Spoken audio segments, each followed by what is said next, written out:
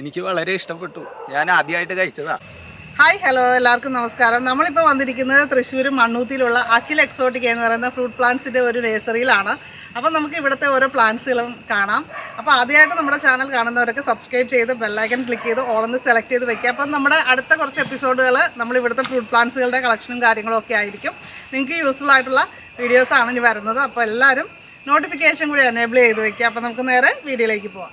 അപ്പോൾ നമ്മൾ ജബോട്ടിക്കാവയുടെ ഒത്തിരി തൈകളും കാര്യങ്ങളും ഗ്രാഫ്റ്റഡ് തൈകളും കാര്യങ്ങളും കണ്ടു. അപ്പോൾ നമ്മൾ ഇവിടുത്തെ മദർ പ്ലാന്റും അതുമേ ഗ്രാഫ്റ്റ് ചെയ്ത് തൈകൾ വെച്ചിരിക്കുന്നതാണ് നേരിട്ട് നമ്മൾ കാണുന്നത്.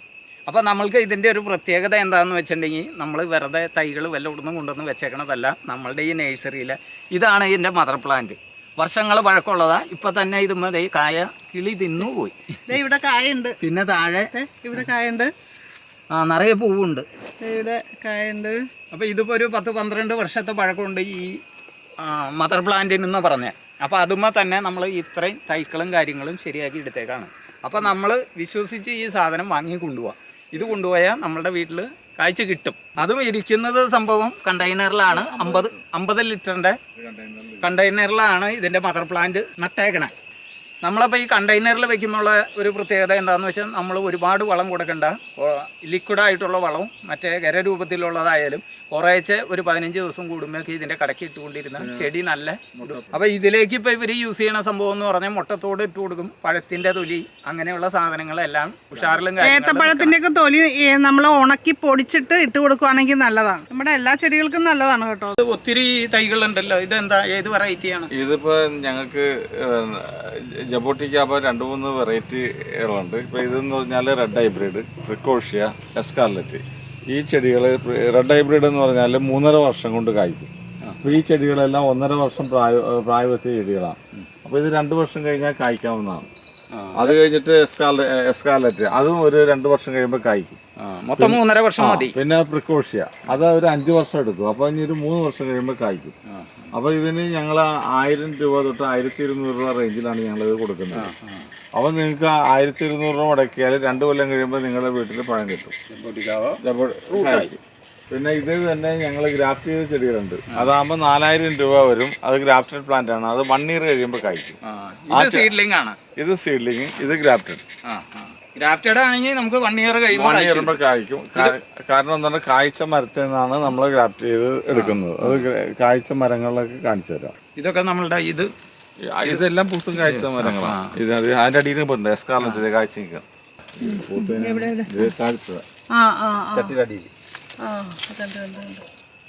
ഇതിപ്പോ 1 വർഷമായിട്ടുണ്ട്. ഇതെല്ലാം 1 വർഷം കഴിഞ്ഞു. ഇപ്പൊ ഇതിനൊക്കെ 6000 റുപ്പീസ് വരും. അതൊക്കെ മുഴുവനും ഇതെല്ലാം 4000.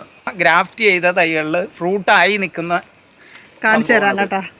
ഇതില് അതുപോലെ ഇതില് നിറയെ പൂവായിട്ടുണ്ട്. പൂത്ത് കാണിച്ചു തരാം. ഇതിന് തണ്ടിലാണല്ലേ പൂവും കായും ഒക്കെ ഉണ്ടാവണത്. ഇത് ഇപ്പുറത്തെ കായായിട്ടുണ്ട്.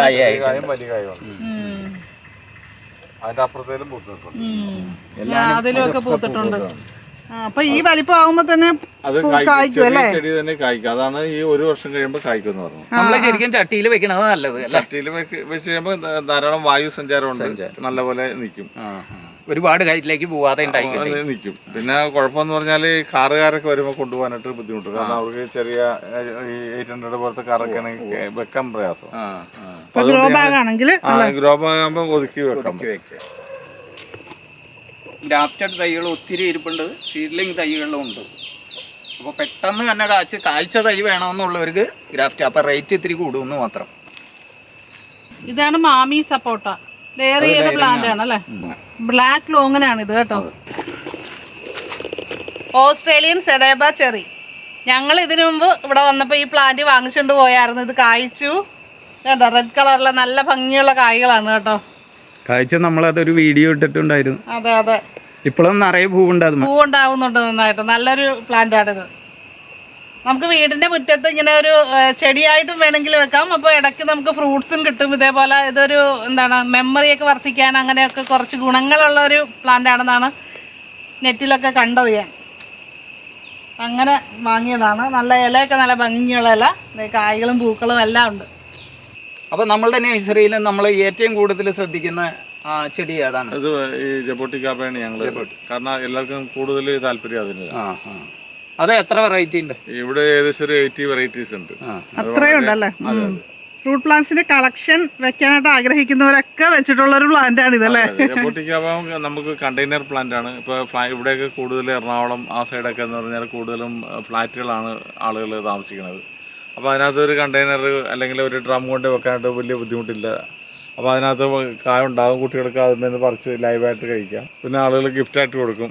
പിന്നെ ഹൗസ് വാമിങ്ങിനൊക്കെ അങ്ങനെ വിത്ത് നിറച്ച് ഫ്രൂട്ടായിട്ടുള്ള ചെടികൾ കൊടുക്കുമ്പോൾ നല്ല രസമാണ്.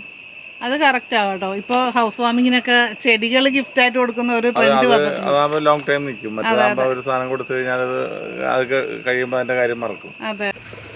അപ്പൊ ഇതൊക്കെ ഈ ഡ്രമ്മിൽ വെച്ചിരിക്കുന്നതൊക്കെ മദർ പ്ലാന്റ് ആയിട്ട് വെച്ചിരിക്കുന്നതാണ്? അതോ മദർ പ്ലാന്റ് ആയിട്ട് ഞങ്ങൾ വെച്ചേക്കാണ്. പക്ഷെ ആവശ്യക്കാർക്ക് കൊടുക്കും. ഒരു 15,000 രൂപ തൊട്ട് 25,000 രൂപ ഉള്ള റേഞ്ചാണ് ഈ കണ്ടെയ്നറിൽ വെച്ചേക്കുന്നത്. ഇത്രയും വലിയ പ്ലാന്റിന്റെ ആ ഒരു വിലയാണ്.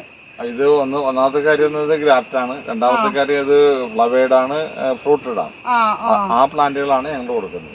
ഇതിന്റെ ഒക്കെ ഇവിടെ എല്ലാം പൂത്തതാണ്. കുഞ്ഞു കുഞ്ഞു പൂക്കൾ ഉണ്ടായിട്ടുണ്ട് കേട്ടോ. കണ്ടാ പൂ കണ്ടോ? അറ്റത്തുണ്ട്, അത് പക്ഷികൾ അടിക്കും കൊണ്ടുപോയി. ഇതിപ്പോ നമ്മളുടെ ജബോട്ടിക്കാബ റെഡ് ഹൈബ്രിഡ് അല്ലേ? പക്ഷെ ഇതിനകത്ത് ഒരെണ്ണം കൂടി ഉണ്ടായിരുന്നു, അത് ഞാൻ പറിച്ച് തിന്നു. ഇതിപ്പോ അത് തിന്നപ്പോ രസം തോന്നി, ഇതുകൊണ്ട് ഇതും പറിക്കാണ്. എനിക്ക് വളരെ ഇഷ്ടപ്പെട്ടു. ഞാൻ ആദ്യമായിട്ട് കഴിച്ചതാ, നേരത്തെ കഴിച്ചപ്പോ നല്ല രസം.